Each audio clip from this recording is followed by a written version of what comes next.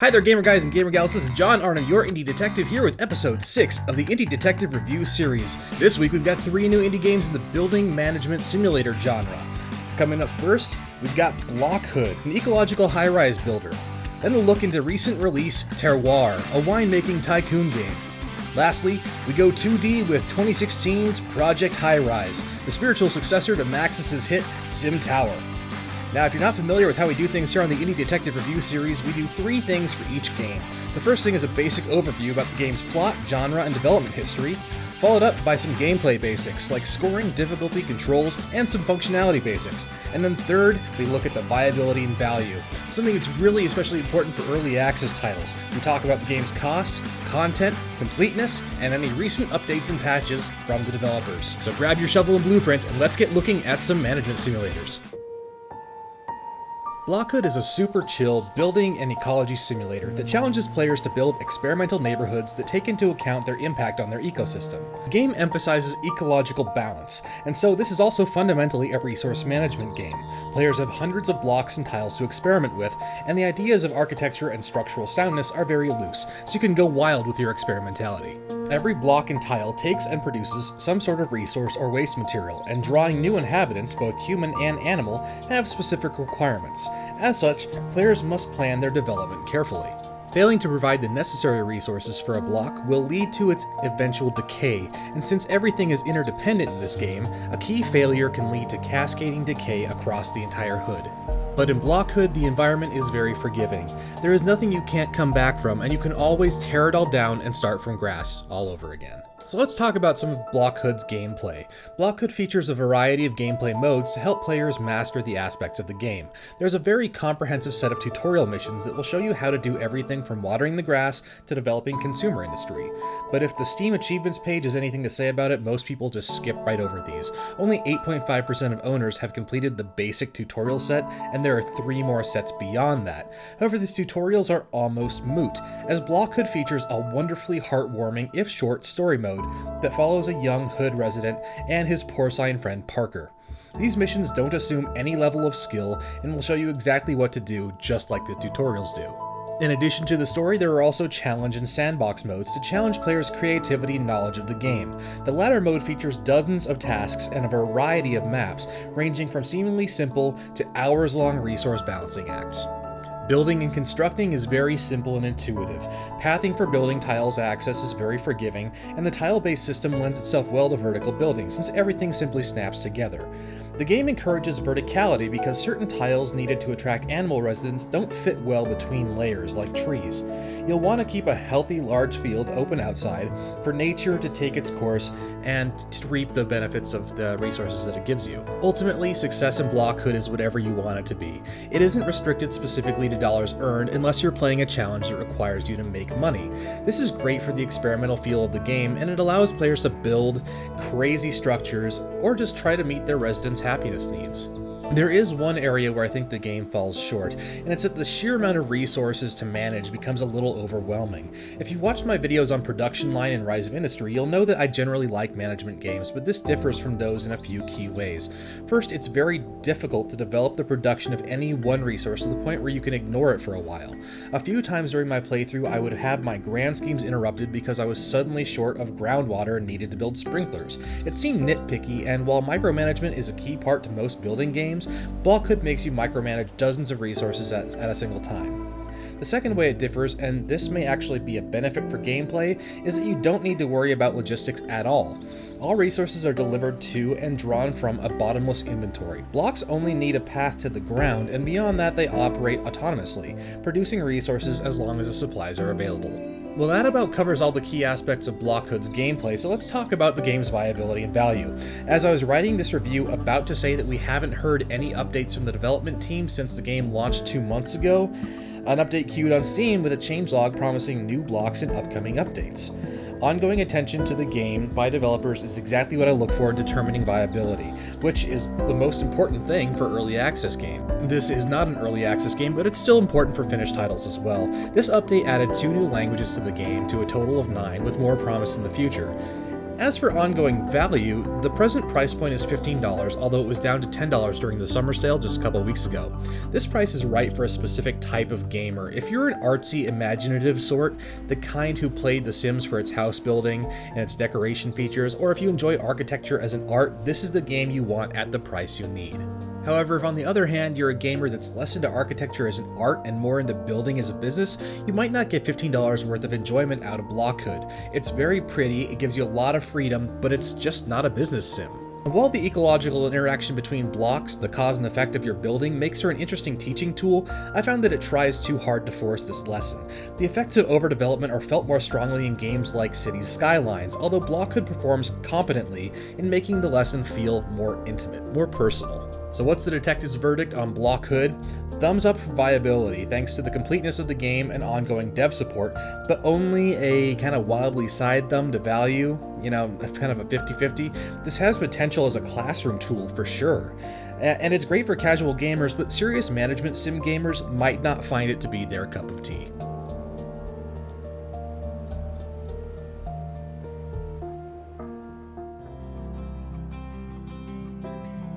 The second game on today's slate of building games is Vineyard Management Simulation Terroir. The title Terroir is the word in viticulture for all the environmental factors that define the flavor and taste characteristics of wine.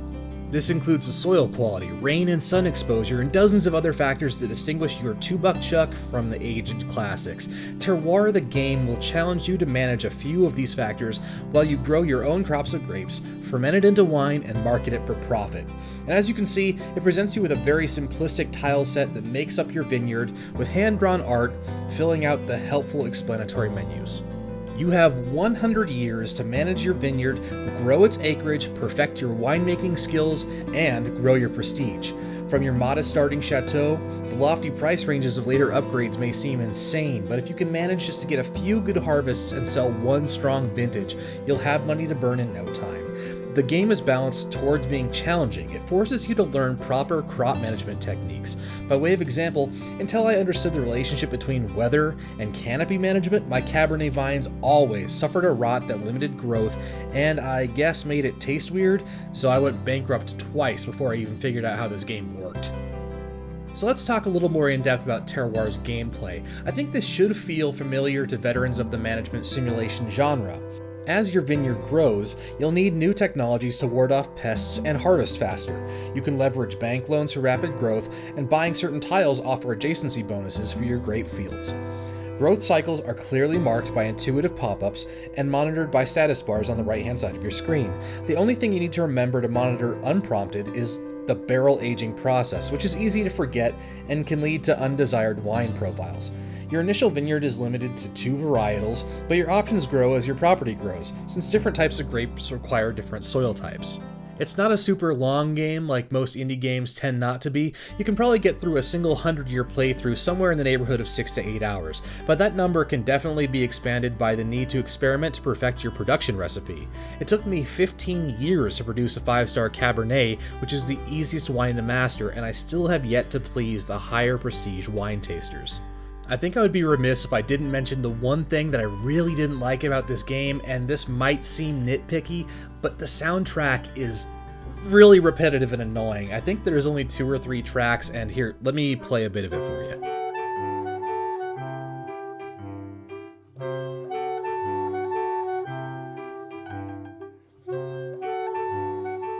So I hope you have a good Pandora station that you can, just turn that off and listen to something else while you're, playing the game. That's why I'm playing these other soundtracks during my review here, because I usually like to play original music from the game, but I didn't want to do that to you for this entire review. So moving on to the viability and value section of the review, Terroir is billed as an early access title, but don't let that be a put-off. This game, for its simple stylized look, functions well and has some good entertainment value. It's not plagued with bugs, although I did have one crash around hour 3, and there are no ominous coming soon tags blocking out content. It could definitely pass for a completed title. Now on Steam, reviews are tenuously hanging on to the mostly positive rate, but all the negative reviews tend to focus on just 2 aspects of the game: the lack of any clear guidelines on how to make your wine better, and the disastrous unpredictability of the weather. Understandably, some gamers want to have their hands held and be told how to respond to every occasion, but Terroir really wants you to think like a manager, not bet everything on a single harvest. I do want to have some description of what a good finished product should be like though. I know what distinguishes ale from lager, but that's because I'm a beer drinker, but you should probably give me some clue about whether Sauvignon Blanc should be sweet or acidic. I have no idea. The price point for Terroir is $9.99, which is a good price for a simple title like this. You probably won't find yourself coming back to it week after week, but by the end of a playthrough you'll either be happy at having learned a bit about vineyards, or maybe you'll want a few more seasons to perfect your Merlot. Updates to the game since its launch in mid-May at first came very fast, adding huge functions like banking and decorations, but have since slowed down. The last planned major function on the dev's EA roadmap is an embedded tutorial, which would be really nice since the game currently links you to a YouTube tutorial video outside of the game. There are no huge promises of content, so my advice would be just to treat this like a good $10 finished game. So, the detective's verdict on Terroir, thumbs up on both viability and value. The $10 price point is good for this nice stylized game, and I feel I learned quite a bit from its experimental focus. If the devs decide to drop a huge content bomb on us, I'll be pleasantly surprised, but I'm treating it like a done deal.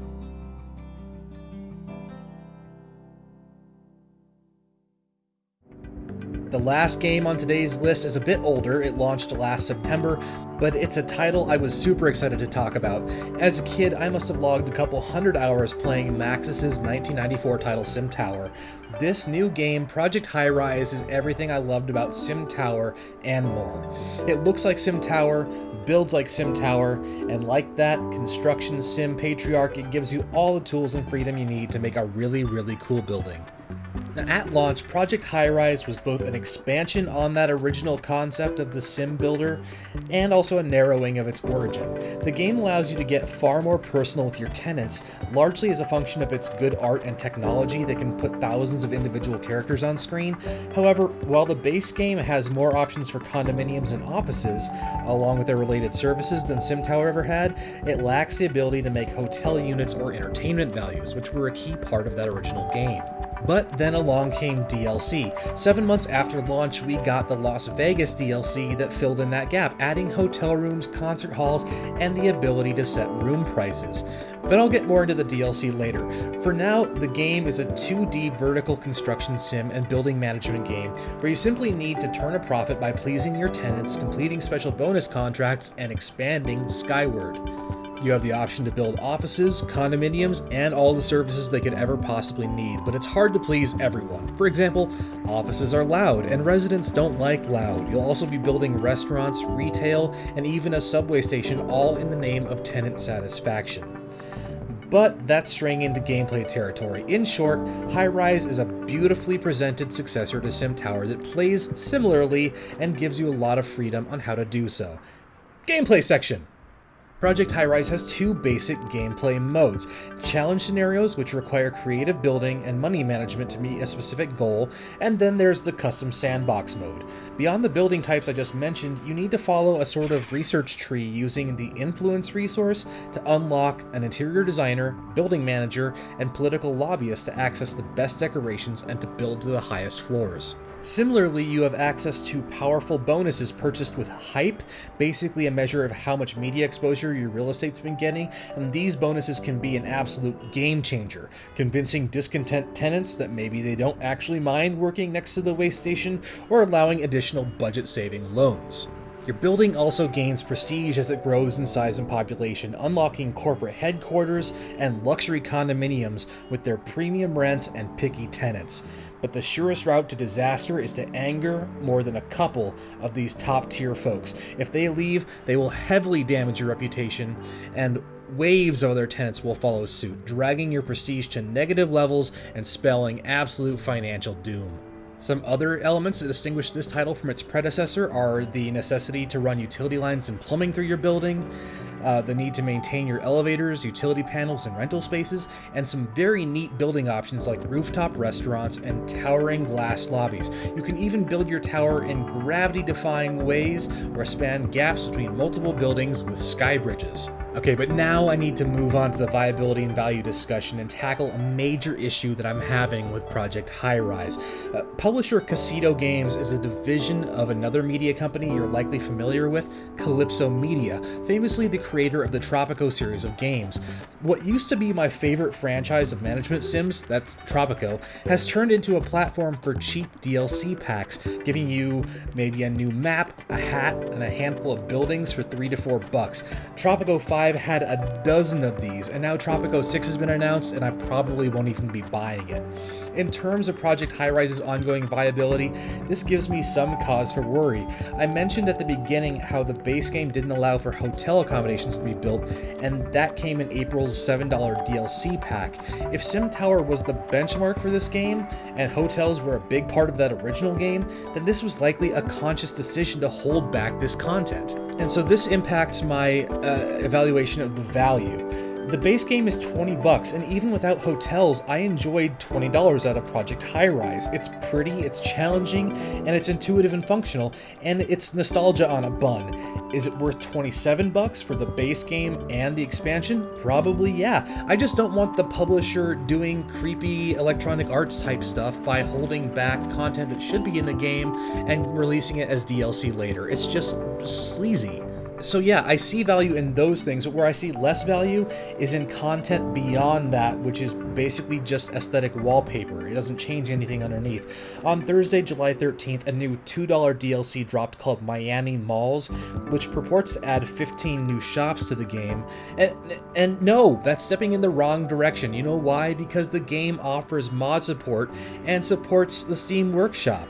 You can reskin your shops already, and that's what we PC gamers love more than anything, and it gets your game a ton of goodwill. Please don't go Tropico all over this game. It was fun, and don't ruin it for us. Please. Anyway, with that rant out of the way, what is the detective's verdict on Project Highrise? No, that has not given me a negative evaluation of this game. Mod support adds tons to the ongoing viability. I just saw I can add Moe's Tavern from The Simpsons, and I have to do that now. But the specter of Tropico scares me. I'll still give my thumbs up to both viability and value. For value, you know, it's a great successor to Sim Tower at $20, even at $27. But I'm not paying extra money for skins. So yeah, thumbs up on viability and value. Go out and buy Project Highrise. It was a fantastic simulator. And with that, we have come to the end of episode 6 of the Indie Detectives Review Series. Thanks for stopping by, Gamer Gals and Gamer Guys. This has been John Arnhem, your Indie Detective. Stop by later for more Indie Detective news and reviews.